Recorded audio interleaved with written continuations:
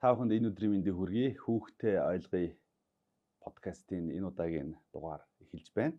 За энэ удаагийн дугаарт бизнес эрхлэгч, судлаач, сайн ээж, хүний сайхан хань, тэгээд инфлюенсер, тэгээд мэдээж сошиал медиа дээр маш идэвхтэй байдаг Аманда буюу Ариун Жаргал одоо оролцож байна. Танд энэ өдрийн мэндийг хүргэе. За энэ өдрийн мэндийг хүргье. Подкастт аваарч оролцож байгаад маш баярлалаа. За тэгэхээр та сошиал медиа идэвхтэй байдаг. За сүүлийн жилүүдэд энэ цахим сүлжээнд гэдэг юм уу? Монгол ингээд хүүхдүүд ийм одоо хүмүүжил төлөвшлөл ийм байна. Ийм юм тэргүүлдэж байна гэл ингээд ерөнхийдөө тийм зүйлүүд харагдаж байна шүү дээ. Тэгэхээр одоо нөгөө энэ асуудал гэр бүлтэй холбоотой, гэр бүлийн хүмүүжил төлөвшөлтэй холбоотой тэгэхээр хүүхдийн эрх аюулгүй байдлыг хангах чиглэлээр өнөөдөр ингээд тантай ярилцахаар энд урлаа. Юуны өмнө одоо таны хүүхэд нас одоо хүмүүжил төлөвшөл төрсэн газар нутгаас яриагаа эхлэе тгөө. Би Дорнод аймгийн Цагаан уус өмнө төрсөн. За ураад тийм нэг бүсгүй байна. Тэгээд жоохон бахад бол хөдөөний амьдрал бол тэгэл хөвчлөлтэй шүү дээ. Тэгэд чинь тэгэл өглөө босоод хонь мал эргүүлээл, үнэ мал жоохон том болохоор үнэ мал саахаас эхлүүлээл ажлууд үргэлжлэнэ. Одооны хүүхдүүдэд ярил баг үлгэр шиг юм байна шүү дээ. Өглөө босоод за яг арай жоохон том болсон үеэл илүү сандгийг. Өглөө босоод үнэгээ саана гэдэг ажил байна. Үнэгээ сааж дуусчаад хичээлд явдаг гэсэн. Тэгээ зарим өглөө босон нөгөө бороотой энэ үе. Тэгэнгүүт нөгөө үнэнүүд чинь ингээ хөвтөд авахгүй босоод явцдаг. Тэгэл үнэний харлаас хөөгөл. Тэгэл нэгээр нь авчрал нэгийг саагаал дөнгөж тоглолын ингээ барайл яваад нөгөөтг нь явцсан байдаг. Дахиад араас нь гүйж очиод дахиад нэг үнэгээ авчрал саагаал буцаагаал тавьж явуулаад ингэсээр илүү хичээлээсээ хоцрох. Хичээлээс хоцорно гэдэг бол тэр үед бол үнэхээр бүр байж болшгүй зүйл байлж бид нар ч одоо тий хичээл ямар ч их сурах сонирхолтой байсан. Тэгэл уйлал хичээлээсээ хоцорлоо гэж уйлал үнэгээ саагаал. За тэг хичээлдээ яваад ирлээ гингүүт нөгөө сүүгээ боловсруулах, таргаа хийх, ааруулаа хийх гэл ажлууд үргэлжлэнэ. За тэгээ бас тогломоор ш хүүхдэл юм чинь. Тэгэл тоглонгууд чинь. За одоо орон хоолч гэдэг юм уу? За одоо дараагийн хоол эсвэл гэр цэвэрэл гэл ингээл ерөөсөө гадуур тоглоулдгүй байгаль гэрт дууддаг.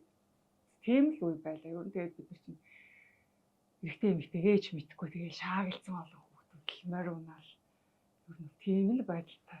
Тэгээ би ч нөгөө багтаа ингээд манай хоёр талын хөршүү дандаа банднэртэй. Хажуу талд 7 бандтай, цаа талд нь 5 бандтай, хажуу талд 4 бандтай.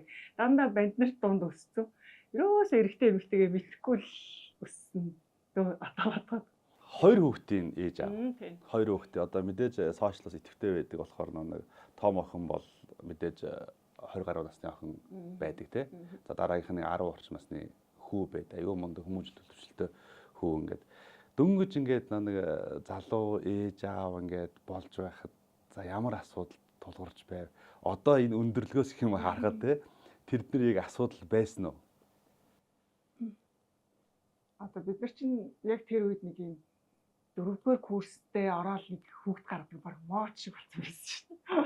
Бараг л ангийн хүүхдүүд болгон 4-р курс, дээдлийн эгчнэр хүртэл 4-р курстэй нэг хүүхд гардаг. Үерхч байгаа тий.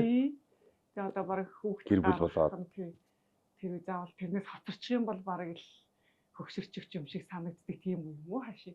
Тэгэл бас л яг 4-р курс байж байгаа л алж ишгэр гэдэг шиг хүүхдтэй. Өөрөө ингээд хүүхдэрээ байгаа шүү дээ. Оюутан амьдралт шиг үзээгүй байж байгаа л тэгээд хүүхдтэй болоод тэгэл яг хамт өсөөл хамт сураал ер нь бол явсан л да. Тэр үед бол нэх амар ингээл хүүхд хүмүүжүүлэх философч гэдэг юм уу ямар нэг юм байхгүй. За тэгээд өөрөө бас сурж байгаа дөнгөж одоо ингээд ажил дээр амьдрал дээр гарч байгаа гэдэг утгаараа ер нь жоохон завгүй. Тэгэхээр ер нь яг ингээд одоо том охины маань арыг бол яг бага насных нь арыг бол имээн л хөрхий ерөөхдөө даасна. Имээн хүүхдээ харна тэгээд биеийн даалгана. Тэгээд ер нь тэгэл хүүхд ер нь өсөж байгаа орчин. За би ч гэсэн нөгөө багасаа тийм бие даасан хүүхд байсан болохоор ч юм яг дараа ингээд нэг юм орчноосоо шалтгаалаад хүүхдийг тэрийг дөөрөөд юм шиг санагдсан шүү дээ. Манай хүүхд ч гэсэн багасаа л ер нь бие даасан хүүхд байсан. Имэж бас тэгээ сургацсан. Тэгэл дөнгөж сургуульд оронгууд нь л гэртээ жоохон эрхэлгээл нэг юм насны гэртээ эрхэлэх бас тэгэнгүүт нэг жоохон ингээд биеийг даалгах гал тусад нь цэцлэнд явуулаад ч юм өөр юм илүү юм activity тийм юмд явуул сургах гэдэг юм аа биеийг даалгах тэгж явсаар гал ер нь нэлээд ихнээс бие даасан. Тэр нь л одоо өөртөө зөв хүмүүжил болж байгаа гэж. Нэг ийм үг байдаг шүү дээ. Нэг хүүхдийг хүмүүжүүлэхэд тэр гудамжны хүмүүс бүгдээрээ оролцдгоо гэх тээ. Одоо шин тээ хүүхдэд тэнд гудамжинд тэр орон сууцнд байгаа хүмүүс бүгдээрээ сайн муугаар ингээд нөлөөлж байдгийн байна л да тий. Энэ тал дээр та бусдын оролцоо тал дээр одоо ямар саналтай байдаг вэ юм? Энэ бол маш том хүн чанар шүү дээ тий. Ер нь бол тийм шүү. Бид нэр бол жоохон бахтаа бол бүр чихнээсээ л хажуу хаврын айл амтнаас ингээд суралцдаг. Тэгэл тэрний ихч гоё байна те тэрний муухай аштай гэл ингээд хараад шууд өссөн бол одооны хүүхдүүд чинь жоохон юм нэг ганцаардмал ч юм ганцаараа өсөд байгаа шүү дээ. Ер нь нэг ингээ хамаатан сад ингээд явахгүй хажууныхаа нэг айл амтан ихчдөө үгээд бас нэг яваа болчихсон. Энэ үед бол ер нь л өөрөө л үлгэрлүүл сайн юм байна гэж юу ойлгодог болсон шүү дээ. Одоо ингээд хүний нэг хэрэгцээг ингээ аваад үзэхээр анхдагч хэрэгцээ буюу ингээл аюулгүй байдал гэр оронтой байх тий ингээл физиологийн бүх хэрэгцээнүүд гэж авч үзэхэд тэднийг бол ингээд ээж аав нар яаж ингээд гүрийж гүрдээж ингээд бүрдүүлээд хүүхдүүдтэй өгчөж байгаа юм лээ. За тэрэн дээр гараад ирсэн хүүхдүүд ингээд бүх ингээд анхдагч хэрэгцээнд хангагдсан хүүхдүүд ингээд гараад ирэнгүүтээ бид нар өөр яах гэж төрсөн юм бэ? Бүх юм ингээд бэлэн байна шүү дээ. Гэсэн тийм сэтгэхүйтэй байна гэдгийг би ажиглаад байгаа байхгүй. Бараг юуны төлөө бид нар тэмцэх юм бэ? Тэнгүүт хүний дараагийн хэрэгцээ гэсэн чинь нөгөө өөрийгөө илэрхийлэх, бусдаар хүлээн зөвшөөрүүлэх, магтаал урамшуул авах, одоо ингээд нийгмээрээ одоо тэр хүн одоо хүнийг ингээд сайн мууг ингээд харж шүүгч юм. Тийм одоо хэрэгцээтэй байт юм байл хүн өөрийгөө л хүлээн зөвшөөрүүлэх хамгийн дээд хэрэгцээ. Тэнгүүт хүүхдүүд шууд ингээд дунд хэрэгцээнээсээ эхлээд одоо төрөөд ийм орчинд төрчихөж байгаа болохоор тэр хүүхдүүд тэрийг ойлгож хэрэгтэй болчихж байна. Одоо ээж аав нь ингээд орон байртай болох гэж, машинтай болох гэж ингэж хөлс хүчээ урсган байж болсон гэхэд тэд нэр ойлгох байхгүй. Гараад ирэх л байж исэн юм. Энэ одоо тийм зүртэй юм байргууч байсан яадаг гэсэн ойлголт ерөөсөө зовж үзээгүй. Тий. Тэгэхээр яг тэгэнгүүтээ бидний тэгвэл яг юуны төлөө амьдрах юм гэсэн ийм үзэл бодолтой байгаад энэ одооны хүүхдүүдийг ажиллаад тахад тэгэнгүүт нэг бол бүр ингээд амар их юмтай л болох юм байна гэж бодоод байгаа байхгүй. Амар том хаустай, бараг 10 машинтай тийм байх юм бол би илүү гоё юм байна да гэж ойлгоод байгаа байхгүй. Тэгэхээр хүний яг үндсэн хэрэгцээ хүн яг мөн чанараараа амьдрах юм бол яг л ингээд нөгөө сүргээрээ бусдаар хүлээн зөвшөөрүүлэгдсэн, өөрийгөө мэдэрсэн би хинбэ гэдгээ мэдсэн, өөрийнхөө үн цэнийг мэдсэн тийм байх юм бол илүү кайфтай, аз жаргалтай, өөрийнхөө бүтээсэн юмыг харахаараа гоё урам авдаг, тэгжээж амьдрал нь гоё утгатай байх ёстой байна гэдгийг хүүхдүүдэд яг эхнээс нь ойлгох ёстой байна гэдгийг одоо хараад байна. Тэгэнгүүт одоо хүүхдүүдтэй өөрөө бас үлгэрлээ ш. За би одоо хэдүүлээ одоо ерөөсөө жижиг сажиг юм мөнгө төгрөг алдар нэр машин тэрэгний төлөө хөөцөлдөхгүй. Чи одоо хүн мөн чанараа хүн гэдэг хэн байдгийг хэн байх чи юу яах гэж ертөнцид төрсөн юу бүтээж чадахыг чи өнөөдөр гараад явлаа чи байдаг хүчээрээ одоо ажиллаад л энэ үү байдаг хүчээрээ сураад л энэ үү гэдэг нэг өөрийг нэг юм оюуны төвшөнд жоохон шахах бие хүчний хувьд биш оюуны төвшөнд бид нэр шахаж чиглүүлж явах хэрэгтэй байна гэж л ойлгосон юм. Ээж аауд нэг хүүхдүүдийг харьцуулаад байдаг шүү дээ тий. Тэр бас хүүхдэд маш их одоо хүндрэлтэй байл үүсгэх юм шиг байна тий. Хүүхд болгон чинь яг өөр шүү дээ. Хүүхд болгон дандаа ингээл мундаг нөгөө хүн болгон математикч байх боломжгүй гэдэг шиг хүүхд болгон яг нэг арга барилаар бас байхгүй. Хүүхд болгонд яг өссөн орчин нөгөө төрсөн төөрөг гарсан гараг гэдэг шиг нөгөө бүгд л яг өөр өөр зан ааштай төрсэн байгаа шүү дээ. Яг яах гэж ирсэн чи өөргөн хүртэл өөр. Тэгэхээр тэрийг яг нэг юм арга барилаар хүүхдийг хүмүүжүүлнэ гэдэг бол бас өөр. Тийм болохоор эдний хүүхэд заавал ийм мундаг болсон байхад чинь заавал одоо чи заавал тийм байх хэрэгтэй ч гэдэг нь тэгэж өөрөө шахаж болохгүй. Тэр хүүхэд зүгээр л гоё энгийн маш мундаг юм сэтгэлтэй хурлаан байж ч болно. Эсвэл зүгээр бусдад гоё үйлчилдэг машин тэргээ гоё чимгэлцэн зүгээр гоё жолооч байж ч болно. эсвэл ажилдаа их дуртай юм засварчин мужаан юу ч гэдэг тийм байж болно. Яг тэр зүгээр юм өөрийнхөө хүссэн болгон одоо хийж чадах тэр болгон дээр нь л гоё чиглэл өгөөд тэрэн дээр нь зааж сургаад хүмүүжүүлэл явчих юм бол тэр л салбартаа мундаг байдаг. Заавал ингээд тэнд нэг хүн кино болон чи заавал тийм байх хэрэгтэй гэл тэ. Эсвэл зүгээр л маш сайн хүү зүгээр л гоё айлын хүү байж болно шүү дээ. Ээж аваагаа ажилтдаг дандаа гэртээ байж идэг ээж аваагаа асардаг хүү байж болно. Эсвэл зүгээр гэртээ байж идэг ханч байж болж заавал ээж болгоно ингээд амар мундаг бизнес хийх заавал хүүхдтэй ингээд өөрөөр үзүүлнэ юм бас байх бас боломжгүй. Тэгэхээр яг хүн болгон өөрөө яг юунаас кайф авч ийн, яг юу мэдэрч ийн гэдгийг нь ээж аваад өөртөө бас мэдэх ёстой. Өөртөө мэдсэн юм чинь хүүхдүүдтэй миний хүүхд яг ийм хүү юм байна да гэж хүүхдээ бас ойлгоод яг тэр чиглэлд нь л хөгжүүлэх шаардлагатай. Тэрнээс биш заавал хүүхдээ харьцуулж. За тэгэхээр юу ийм зүйл байдаг шүү дээ. Нэг хүн ер нь хаан төрөхтэй хорон гэр бүлээ сонгоо, эцгээ сонгоо те юм боломжгүй шүү дээ те. Тэгэхээр мэдээж тэндээс ингээд хүүхд хүмүүжил төлөвчлөө олж авч байдаг. Би тэнд байсан бол энд байсан бол гэдэг. Тэгэхээр энэ бол цэвэр хүүхдийн хүмүүжил төлөвшил. За энэ гэр бүлээс сууж байгаа. Энэ зүйлүүд. Энэ хүмүүжил гэдэг бол хүүхдийг нийгэмд илэрхийлэх нэрийн хуудас байдаг те. Одоо шинэ тухайлбал ингэж юм нэг ирж ирсэн дээр байд ингээд би нэг ажлын сектор соншил оруулнараа байсан нэг хүүхд хаалт тусахгүй аав тань руу ярьсан уу гэд. Тэгээ би тэр хүүхдийг хүлээж аваад сонсох гээд гиснэ. Гэхдээ энэ чи хэд настай гэд ингээд яриа үслээ л дээ. Тэгсэн чинь 22 настай гэхээр чи дээд сургууль төгссөн байна ийм зүйл гээд ингээд яалаа. Тэгэл дараа нь би бодож байлаа. Тэр хүн нийгэмд ингээд нас бид хүртсэн. Ааваараа яриулах ёстой ч юм уу, гүү ч юм уу те. Дараа нь нэг хүүхд ирлээ. Айгуу тийм нүдэн нүр ингээд оч гэлцсэн. Үнэхээр ингээд хэд хэдэн асуулт тавьсан ингээд тэнцсэн.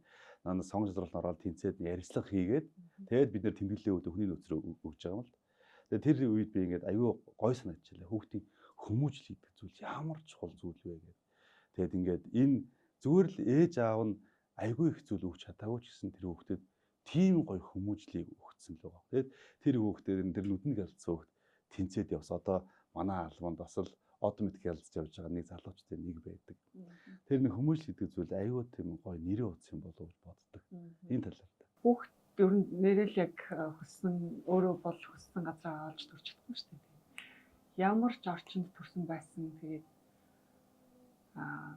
ер нь одоо эцэг эхээ голох ч юм уу тий. Эцэг эхийгээ буруутгах ч юм уу тий.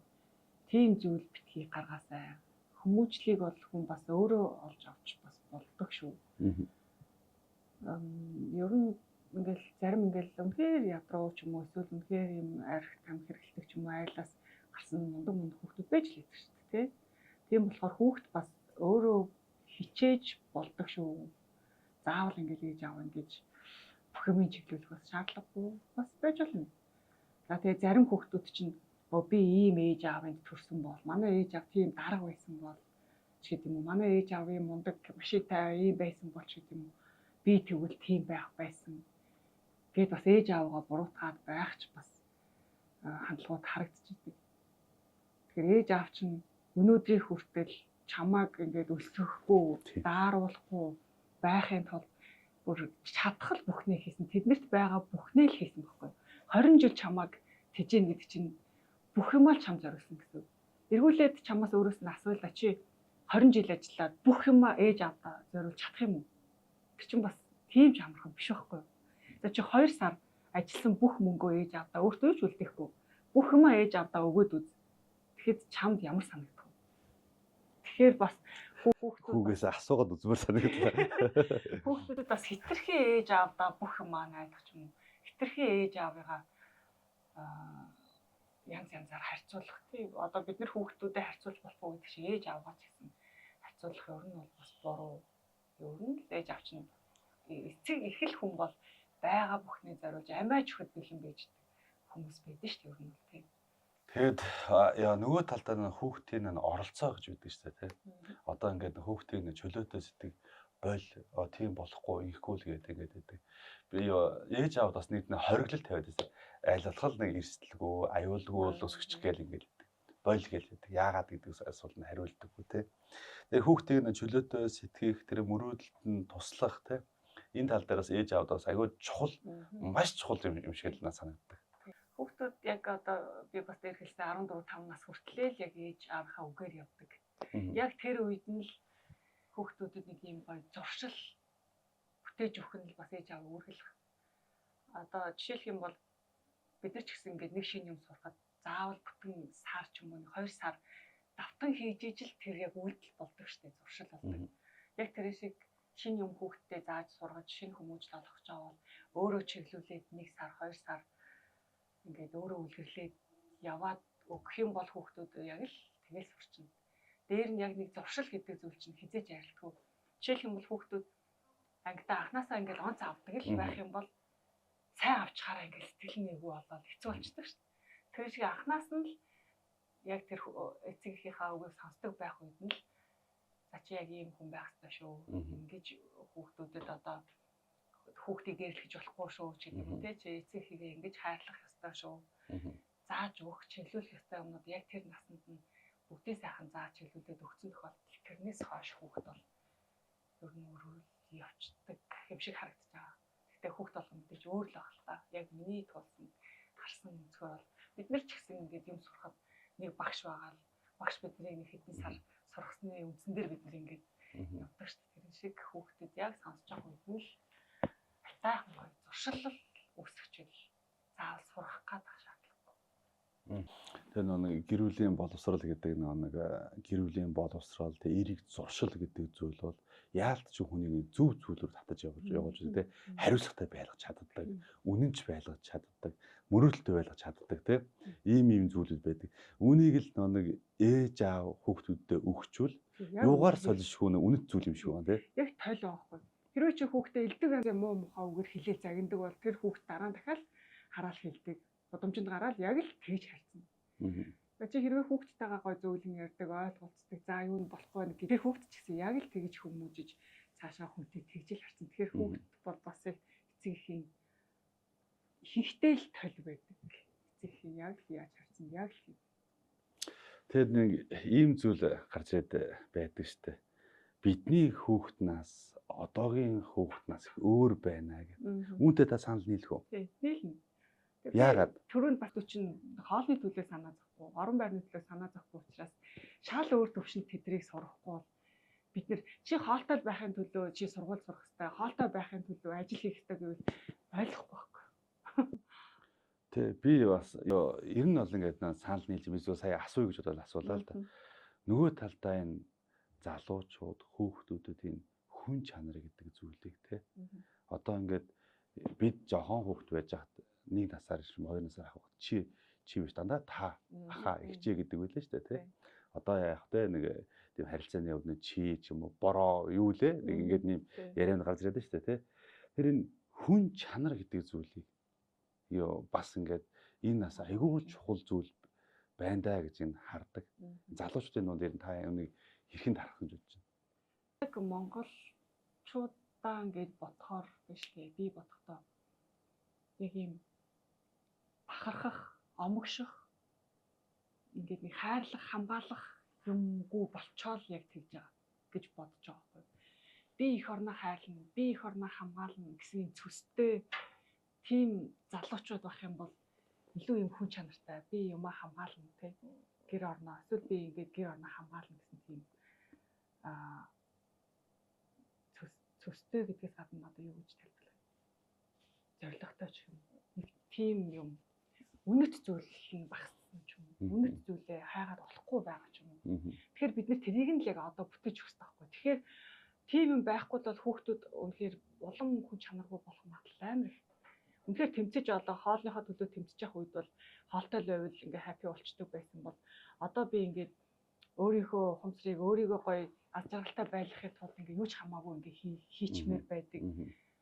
Тэгвэл ингээд ямар нэгэн зүйлийн төлөө тэмцэлгүй болоод ирэхээр үнэт зүйлгүй болоод ирэхээр хүмүүс ер нь жоохон хүн чанараа алдаад хүний яг мөн чанар гэдэг байхгүй болоод дээр нь хүмүүс чинь нөгөө байгаль, ер нь нөгөө байгаллаг чанараасаа улам холдоод байгаа болохоор би ер нь хүн чинь ер нь ийм байх хэрэгтэй. Хүний мөн чанар, хүний шин чанар ийм байх хэрэгтэй шүү гэд ингээд ухамсарлах зүйлийг бид нэр л одоо хийж өгөхгүй бол бид нэр бүр яг ингээд хаяад байгаа байхгүй. Хэрвээ яг ингээд эх орн нь үнэхээр юм хүчтэй бахархмаар одоо дээдлийн ахнар нь үнэхээр л мундаг бол би өөртөө энэ шиг л хүн болно гэдэг юм нэг үлгэр дуурайл үзүүлээд аваад ингээд явах юм багтаа болсон болохоор хүүхдүүд жоох юм назгай аа яасан ч яа би хинч байсан яа гэсэн бодолтой болчиход байгаа юм гэж боддог байна шүү дээ. За одоо ингээд залуу гэрүүлүүд хүүхдүүдтэй те бас ингээд та амьдралын мөн чанар ингээд зөндөө олон зүйл үзсэн, сурсан, туршлага, бизнес, за судлаач гэл зөндөө зүйлүүд ингээд яриул одоо ингээд байна. Энэ талаараас залуучуудаа бас таны зүйл өгөөч те нэвтрүүлгээ дуусгая юм. Залуу гэр бүлүүд гэвэл одоо нь бодож байгаа юм бол ингээд хоёр хосууд хүүхдийг ингээд юм харилцааныхаа баталгаа болгохын тулд битгий гаргаасай л гэж бодож байгаа. Би энэс хүүхдтэй олчвол энэ надаас салахгүй. Эсвэл би энийг хүүхдтэй болгочих юм бол энэ надаас салахгүй шүү дээ. Гэсэн байдлаар хүүхдтэй болох магадлал ер нь ажиглагдаад байгаа байхгүй. Нэгдүгээрт тийм. За хоёрдугаар өөртөө одоо нэлээд юм одоо өмнөх шиг тийм хэцүү байха болчихлоо шүү дээ. Бүх ингээд орчин нөхцөл боломжийг хангасныхаа дараа хүүхдтэй болчвол зүгээр шүү. Тэрүүлээд төлөвлөж шүү дээ. Тэгэхгүй юу яагач мэдэхгүй бидний үе өөрөөсөө одоо бол юу яагач мэдэхгүй хүүхд гаргачвал энэ хүүхд бол бас айгүй тийм хэцүү орчинд төрнө гэдгийг бас хэлье. За дээр нь тэгээд байнга өөртөө хөгжүүлж бай. Юу ч болсон сурчий. Ер нь сурсан юм болгоно буцаад мөнгө олдог гэдгийг бол би яг ингээд өөр төрөө мэдрээд явж байгаа. Би бол ер нь юм л гарвал сурчий гэдэг тийм төрлийн хүн байхгүй юу? Гэтэ миний одоо сурсан юм болгоно л би өөрөө эдитээр рилээ бүх юма хийдэг. Тэрийг өөрөө сурсан. Тэр надад одоо мөнгө олж өгч байна. Хэл бас байна. Хэлийг бол зайлшгүй сурах хэрэгтэй. Дэлхийн нийтэд харьцах. Хэлээ сурчих юм бол олон хүмүүсийг, олон улсын хүмүүстэй харьцаж өшөө өрхөн томоор сэтгэх боломж байна. Тэгэхээр ерөөсөө сурсан зүйл болгон мөнгө болдог гэдгийг маш сайн санаарай. За тэг хүүхдүүдийг бол сургах гэж заавал чиглүүлэх гэж оролдоод бол тийм өөрөө зүгээр үлгэрлээд явчих боломж байдаг шүү гэж л хэлье да. За баярлалаа хүүхдээ ойлгоё. Одоо подкастын энэ дугаарт одоо судлаач, бизнесмен, сайн ээж, инфлюенсер за тэгээд Аманда буюу Ариун Жаргал маань оролцлоо. Тэгээд хүрэлцэн ирж одоо бидэнтэй чийслэлээсээ ярилцсан танд баярлалаа. Таны цаашдын ажилд өндрөөс өндөр амжилтыг хүсье. За баярлалаа та бүхний ажилд бас амжилт хүсье. Хүүхдийн төлөө хийж байгаа бүх юм эрэг гой байх болтугай угаасаа гой байдаг. Та бүхний ажилд бас амжилт хүсье. За баярлалаа. Анхаарал сонсон үзэгч та бүхэндээ баярлалаа. Та бүхэнд ажлын өндөр амжилтыг хүсье.